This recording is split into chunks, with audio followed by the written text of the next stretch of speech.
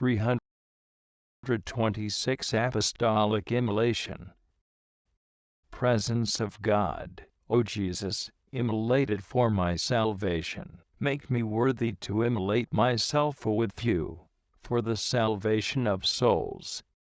Meditation 1.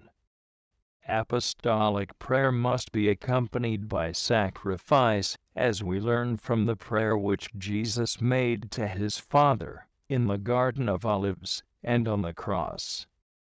Love should urge those who pray to active sacrifice, which does not allow them to rest calmly in prayer as long as pain and suffering have not all but reached the limits of endurance. Then, consumed by the ardor of charity and the vehemence of desire, they are no longer persons who pray, but living prayers. Pius 12, January 17, 1943.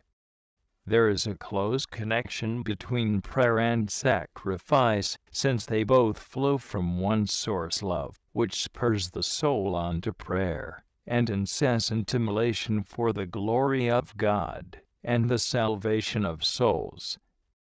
The contemplative life, therefore, is synonymous with an austere, penitential life. It is a continual sacrifice of praise. The more prayer is nourished and accompanied by sacrifice, the more efficacious it becomes. Indeed, it attains its maximum efficacy when sacrifice is total. Every contemplative soul should be an altar worthy of the presence of His Majesty. JCSJ 5:7. An altar from which prayer rises, and on which the sacrifice is immolated. The apostolate of Jesus reached its climax, and was consummated in the annihilation of death on the cross. Not until he had been scourged, pierced with nails, abandoned by God and man, could he say, "Consummatum est," it is consummated. JN 19:30. It will be the same with us, only when we have really sacrificed ourselves for souls, when we have willingly immolated ourselves with Jesus for their salvation, shall we be able to repeat with him, "It is consummated." Our participation in the apostolate of Jesus attains its fulfillment in the sacrifice of ourselves, not an imaginary, hypothetical sacrifice, but one that is real and concrete. The form and measure of this sacrifice will be made known to us by God Himself, through the circumstances of our life, the events permitted by His divine providence, the orders of our superiors, and the duties of our state in life. 1. For the salvation of souls, we are disposed to live in continual sacrifice of our own will, in continual renouncement of self, when we are disposed to let ourselves be crucified in whatever way the holy will of God ordains, in order to win other souls to His love, then we shall have reached the apex of the apostolate, and hence of apostolic fruitfulness. 2. Many souls are lost, because there is no one to pray and make sacrifices for them.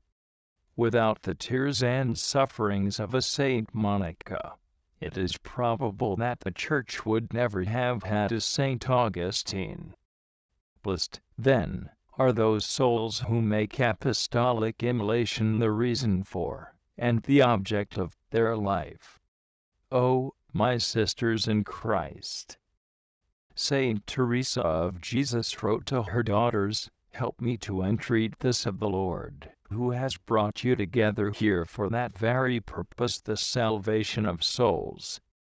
This is your vocation, this must be your business, these must be your desires, these your tears, these your petitions, if your prayers and desires, your disciplines and fasts are not performed for the intentions of which I have spoken. Reflect, and believe, that you are not carrying out the work or fulfilling the object for which the Lord has brought you hereway. 1:3. Contemplatives, not having an exterior apostolate, are especially bound to concentrate all their powers in prayer and sacrifice. Only by so doing will they make the great contribution which the Church expects from them and thus fulfill their vocation. They are called in a special way to generously fill up in their flesh, for the benefit of His mystical body, the Church, what is lacking in Christ's passion. This is accomplished by the penances entailed by community life, and by the observance of an austere, humble life, subject to obedience in all things, and deprived of all human satisfaction. Compare Apostolic Constitution, Sponsa Christi. Saint Teresa of the Child Jesus declared, "I have come to Carmel to save souls." St. 7. And after she had consumed and offered all her energies for the saint, she even offered for sinners the prayers which were offered for her during the sufferings of her last illness, that she might obtain a little relief. Contemplatives should be specialists in the apostolate of sacrifice, which, however, cannot and should not be wanting, in one form or another, in the life of every apostle.